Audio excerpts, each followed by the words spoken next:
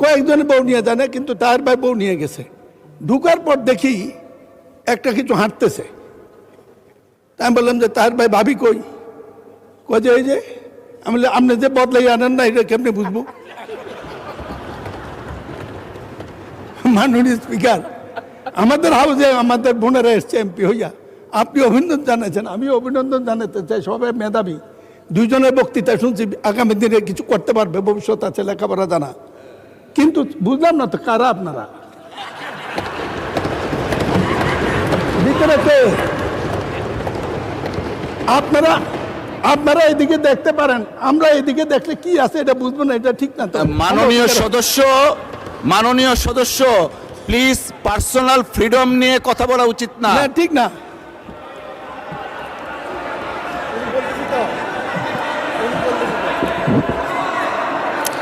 আপনারা মাননীয় সদস্য আপনারা বসেন। মাননীয় স্পিকার বসেন।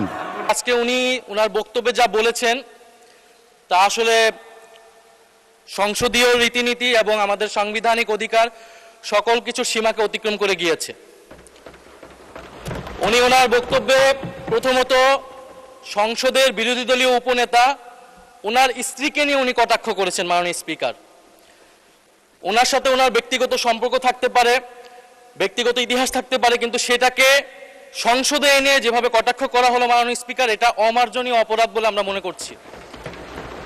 দ্বিতীয়ত, উনি বিরোধী দলের মহিলা এমপিদের, আমাদের নারী সংসদ সদস্যদের তাদের পোশাক নিয়ে যে ধরনের কথা বললেন, তাদের ধর্মীয় স্বাধীনতাকে হরণ করার সম্পর্কিত যে ধরনের বক্তব্য দিলেন, এটাও মাননীয় স্পিকার আমরা মনে করি একটা অমার্জনীয় অপরাধ।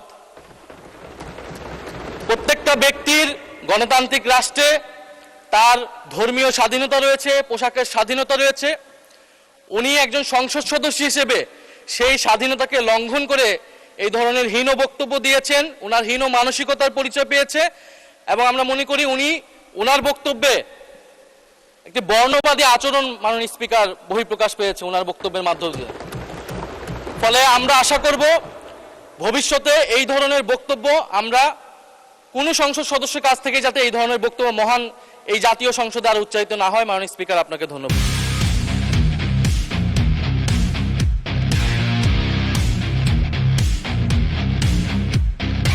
ঘটনাটা 2 দিন আগের বিএনপির একজন সংসদ সদস্যের এই বক্তব্যের প্রেক্ষিতে সংসদে বেশ তুলকালাম, এবং তুলকালাম হওয়ার মতোই ব্যাপার যে অবশ্যই আমরা যেটা শুনলাম যে উনি হচ্ছে পোশাকের স্বাধীনতায় হস্তক্ষেপ করছেন এবং পোশাকের স্বাধীনতা নিয়ে মন্তব্য করছেন, যেটা নিয়ে নাহিদ ইসলাম আবার অত্যন্ত গরম হয়ে প্রতিক্রিয়া ব্যক্ত করলেন। এবং প্রতিক্রিয়া ব্যক্ত করার মতোই, সেখানে চুলকাবো না এনসিপির নাহিদকে নিয়ে। তবে কথাটা উনি যেটা বলছেন সেই কথাটার মধ্যে সাবস্টেন্স আছে কিনা বা কথাটা ভুল বলছেন কিনা, সেটা হচ্ছে একটা অ্যাঙ্গেল আলোচনা করার। আরেকটা হচ্ছে যে কথাটা যদি বা সঠিক বা বলেও থাকেন, সেটা উনি সঠিক স্থানে বলছেন কিনা, রাইট? যেমন আপনি যদি ধর্ম ক্লাসে গিয়ে হচ্ছে থিওরি অফ এভলিউশন পড়ানো শুরু করেন, এটা নিয়ে সঙ্গতভাবে বিতর্কের উদ্রেক হবে এবং সেটাই হবে জাস্টিফাইড। অথবা আপনি যদি ফিজিক্স ক্লাসে গিয়ে ধর্ম পড়ানো শুরু করেন, ওটা আবার বুঝবে হিদি মুসলিম, ওইটা বুঝতে পারবে যে কী জানি বলে আপনার ধর্ম ক্লাসে হচ্ছে থিওরি অফ এভলিউশন পড়ানো যাবে না, কিন্তু ফিজিক্স ক্লাসে আবার হচ্ছে ধর্ম করা যাবে, সেটা করা যাবে। হ্যাঁ, বড় বদমাইশ এগুলো, যা হোক। তো ভদ্রলোক যে কথাটা বললেন, প্রথমে অ্যাগেন সেটা যেখানে সঠিক স্থানে বলেন না সেই পয়েন্ট আলোচনা করি, তারপর বক্তব্যটার মেরিট নিয়ে আলোচনা করব। তো উনি সংসদে বলছেন, অ্যাগেন ইয়েস, সংসদ তো এগুলা বলার জায়গা না, সংসদের নির্দিষ্ট কার্যপ্রণালী আছে, কার্যবিধি আছে, সেগুলোর মধ্যে সীমাবদ্ধ থাকতে হবে, এর বাইরের কোনো কথাবার্তা বলা যাবে না। এবং যেটা বললে অবশ্যই স্পিকার সেটা এক্সপাঞ্জ করে, সেই রিকোয়েস্ট করা হয় এবং এই ভদ্রলোকের এই বক্তব্য এক্সপাঞ্জ করা হয়েছে, অ্যান্ড রাইটলি সো, কারণ এগুলো সংসদে বলার জিনিস না। উনি যে কথা বলছেন রাইট কথা বলছেন, তবে ওনার যদি এই রাইট কথাটা বলার উনি প্রয়োজন বোধ করেন, সামাজিক প্রয়োজন হোক আর যেই প্রয়োজনীয় উনি বোধ করেন না কেন, সেটা ওনাকে বলতে হবে সংসদের বাইরে। উনি কোনো একটা সংবাদ সম্মেলনে বলতে পারতেন, উনি কোনো কোথাও সাংবাদিকদের সামনে কোনো প্রশ্ন উত্তরে বা অন্য কোথাও ওনার এলাকাতে হোয়াটএভার, উনি এই রাইট কথাটা অন্যত্র বলা উচিত ছিল, সংসদে না। আচ্ছা, ঠিক আছে। তো সেই জায়গা থেকে রাইট অ্যান্ড রঙের জায়গাটা আলোচনা করলাম। আর ওনার যে বক্তব্য, সেই বক্তব্যের জায়গাতে যদি আসি যে হ্যাঁ, এটা তো উনি তো রাইট কথাই বলছেন, অ্যাগেন রং স্থানে রাইট কথাটা বলছেন যে কি বলে যে এই যে এরকম মুখ ঢেকে তো আসা যাবে না, হ্যাঁ, যে এখানে আইডেন্টিটি জড়িত আছে, যেখানে আইডেন্টিটি নির্ধারণের প্রশ্ন আছে সেখানে তো মুখ ঢেকে আসা যাবে না। না, অবশ্যই ওনার কাজ আইডেন্টিটি নির্ধারণ করা না, উনি একজন সংসদ সদস্য, রাইট? সো ওনার সেই অধিকার নাই। এবং আমাদের সংসদে এরকম কোনো ধরনের কি বলে আপনার ড্রেস কোড নাই বলেই ধরে নিচ্ছি, আমি জানি না একদম স্ট্রিক্টলি কী ড্রেস কোডের ব্যাপারে কোনো কী বলা আছে বা আদৌ কিছু বলা আছে কিনা। তো সেই অর্থে যে কোনো জায়গাতে জেনারেল কথা হচ্ছে যে কোনো জায়গাতে আপনার আইডেন্টিটি আপনাকে নিরূপণ করার মতো অবস্থা রাখতে হবে। আপনি ধর্ম পালন করেন আপনার, তো যা হোক, এখন এই যে নাহিদ ইসলাম এগুলো বলে বেড়ালেন, কী জানি বলে যে ধর্মীয় স্বাধীনতাকে হরণ করার সামিল এখানে, তারপর পোশাকের স্বাধীনতা রয়েছে, ধর্মের স্বাধীনতা রয়েছে, এই কথার মধ্য দিয়ে বর্ণবাদী আচরণ প্রকাশ পেয়েছে, এই যে অত্যন্ত উত্তেজিত হয়ে চলে যাচ্ছেন অন্যদিকে। এখানে আবার কিসের বর্ণবাদ কাকে বলে? একজন মানুষের পোশাক নিয়ে কথাবার্তা, সেটার সাথে বর্ণবাদের সম্পর্ক কি, রাইট? মানে অতিরিক্ত পড়াশোনা হয়ে গেছে আর কি, জন্য কোথায় ভরে দিবে এখন বর্ণবাদ শব্দটাকে ইউজ করতে হবে। পড়াশোনা যেহেতু করছে সারা রাত, এখন পরীক্ষার খাতায় লিখে আসতে হবে বর্ণবাদ, এই জন্য ঢুকাই দিচ্ছে। যেখানে বর্ণবাদের নাম গন্ধ নাই সেখানে বর্ণবাদ মেরে দিচ্ছে। আচ্ছা ঠিক আছে, নাম্বার 1। নাম্বার 2, ধর্মের স্বাধীনতা পোশাকের স্বাধীনতার সাথে এটার কী সম্পর্ক?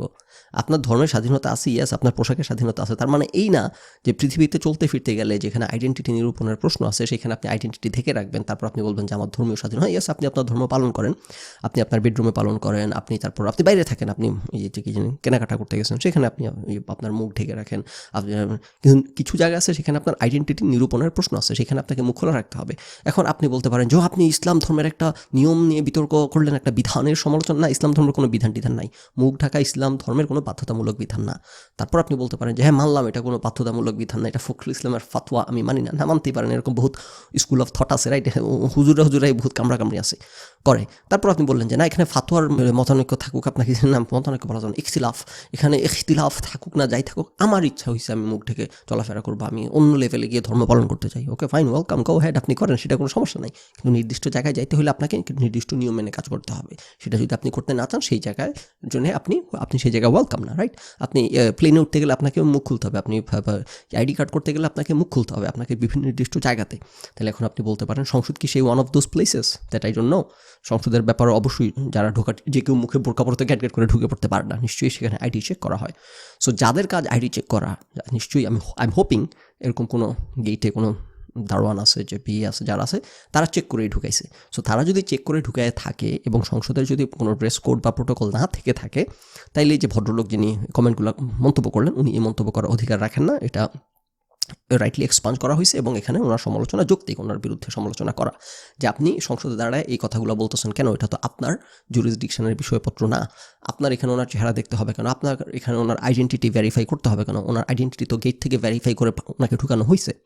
এখন উনি একটা সামাজিক জায়গা থেকে বলতে পারেন যে আমি কার কথা শুনতেছি, আমি তার চেহারা না দেখলে তো আমি কার কথা শুনতেছি, সাংসদ মানে তাহলে আমার ভয়েস শুনে মুখস্থ রাখতে হবে যে অমুক ভয়েস তমুকের, তমুক ভয়েস তমুকের, এভাবে করে রিলেট করতে হবে সবাই যদি মুখ ঢেকে আসে। এবং সেই ছবিটা আমি পাইলে দিয়ে দিব, মানে ছবিটাও আসলে দেখলে আপনারা অনেকেই এই মন্তব্য করবেন যে এটা কি সেরা কি সংসদে আসছে নাকি জামায়াত ইসলামের হইতেছে কি জানি বলে, ওই যে সুরার সাথী কি মহিলাদের কি বলে না, ভুলেতে গেছি ওয়ার্ডগুলো, সেই মিটিং আসছে এরা সব সিরিয়াল ধরে, বোরকা পরে নেকাব পরে সিরিয়াল ধরে, এসে কোনো সংসদ ভবন মনে হচ্ছে না কি, মনে হচ্ছে এখন জামায়াত ইসলামের সুরা সদস্যদের সাথীদের বৈঠকে আসছে এনারা, এবং তো সবাই অবশ্যই জামাতি, কারণে অবস্থা। ওনার কথা রাইট, ওনার কথা ভিত্তি আছে, কিন্তু ওনার মুখ থেকে এটা আসা আর কোনো সুযোগ নেই, এখন এটা ওনার জুরিসডিকশনের মধ্যে না। এবং উনি এই কনসার্ন রেজ করতে চাইলে উনি সংসদের বাইরে করতে পারতেন, এখানে করাটা রাইট প্লেস না ওনার জন্য, রাইট? তো এগেন তো ধর্মের স্বাধীনতা পোশাকের স্বাধীনতা যেগুলো বলছে নাহিদ ইসলাম, এগুলো হচ্ছে সব ফটকামি কথাবার্তা না। এটার সাথে ধর্মের স্বাধীনতা পোশাকের স্বাধীনতার কোনো কনফ্লিক্ট নেই। আপনি আপনার ধর্ম আপনার পোশাক শতভাগ পালন করতে পারেন, যেখানে আপনার যেটার সাথে কোনো কনফ্লিক্ট নেই। আমাদের সমাজের চলতে ফিরতে নিয়ম কানুন যেখানে কোনো কনফ্লিক্ট নেই, সেখানে আপনি যেখানে কনফ্লিক্ট আছে সেখানে সেটা সুপারসিডস, রাইট? সেখানে এগুলো বলার সুযোগ নাই, কি জানি বলে আপনার স্বাধীনতা। যা হোক, কথা হচ্ছে নাহিদ ইসলামকে কেন এখান থেকে এসে এবং এই জামাত ইসলামের মুখ থেকে লোকমাটা নিয়ে নিতে হচ্ছে। হ্যাঁ, উনি আচ্ছা জামাত ইসলামের সাথে এখনও জোরটা উনি ছাড়েন নাই, হ্যাঁ, এখনও জামাত ইসলাম ঘুরে ঘুরে জামাত করে বেড়াচ্ছেন, রাইট? এই কারণে তো আপনাদেরকে এন্ডোর্স করি নাই। তখন আমি একটাই কারণ দেখাইছি, 50টা কারণ দেখাইনি, রাইট? আমি বলি নাই যে জামাত ইসলামী যুদ্ধাপরাধী দল, সুতরাং এই জন্যে 50 বছর পর আমার উঠতেছে আবেগ। আমার একটাই কথা ছিল যে এরা এখন হইতেছে জামাত একটা বা কি জানি বলে আপনার তথাকথিত ধর্মপন্থী দল, এবং এরা এই ধর্মের ব্যাম্বু সকলের পশ্চাৎদেশে ঠেসে ধরবে, এবং এরা হইতেছে জোট করার কারণে এখন জামাতের এই ধর্মের ব্যাগেজ টানতে হবে, জামাতের সাথে উঠবস করতে হবে, জামাতের কর্মকাণ্ডকে ডিফেন্ড করতে হবে। এবং তখন এরা এনসিপির এগুলো ঘুরে ঘুরে বলছে যে না, এটা হচ্ছে একটা কি জানি বলে সিট আসন বন্টনের সমঝোতার জোট, আপনাদের মনে আছে এগুলো বলছে তখন, এগুলো সমঝোতার জোট, কোনো আদর্শিক জোট না। এবং তারা তখন বলছে যে এটা শুধু নির্বাচনকালীন একটা আসন বন্টনের জোট, নির্বাচনের পর তাদের মধ্যে কোনো থাকবে না। কি মনে হয় আছে কিনা, এখনো একজন আরেকজনের কোলে ঢুকে বসে আছে, এখনো প্রচণ্ডভাবে জোট করে যাচ্ছে। তো এইগুলো দেখেন অন্য আলোচনা, রাজনৈতিক আলোচনা তো কিছুটা যাচ্ছি আমরা সেদিকে, যেগুলো কোনো এর মানে এনসিপি জামাত এনসিপি, রাইট? সবাই তো বলে আসতেছিল শুরু থেকে জামাত হইতেছে এনসিপির, এগুলো হচ্ছে জামাতের বি টিম এবং এদের কাজকর্ম সবাই মাদ্রাসা ব্যাকগ্রাউন্ড থেকে উঠে আসছে। এবং অবশ্যই জামাতের সাথে মাদ্রাসার ব্যাকগ্রাউন্ডের সবসময় পুরোপুরি তারা মিলে না, কিন্তু আওয়ামী লীগ বিএনপির চেয়ে আবার বেশি মিলে আর কি। যা হোক, এবং এরা সবাই হইতেছে পাকিস্তানপন্থী। এগুলো দেখেন এইভাবে বললে মনে হয় যে আমি একজন শাহবাগী, কিন্তু আমি হচ্ছে লেফট থেকে বলতেছি না, আমি মিডল সেন্টার পয়েন্ট থেকে বলতেছি কথাগুলো, যে এরা সবাই আমরা জানি পাকিস্তানপন্থী। এদের কী জানি বলে সকল স্লোগান উর্দু, ভাষা উর্দু, এদের বুলি উর্দু, এদের চিন্তা চেতনা সব মানে দেখতেই পাচ্ছেন, রাইট? সো এরা জামাতের সাথে একেবারে ন্যাচারালি, জামাত তাদের ন্যাচারাল অ্যালাই, এবং সেটাই হয়েছে। এবং এখানে ইয়ের কিছু নাই, রাইট? তারা অনেক নটাঙ্কি করছে, কিন্তু বাস্তবতা হচ্ছে এরাই তাদের ন্যাচারাল অ্যালাই। এগুলো কোনো আসন সমঝোতার জোট না, এটা হচ্ছে একটা ন্যাচারাল আদর্শিক জোট, এবং যেই জোট তারা ছাড়তেছে না।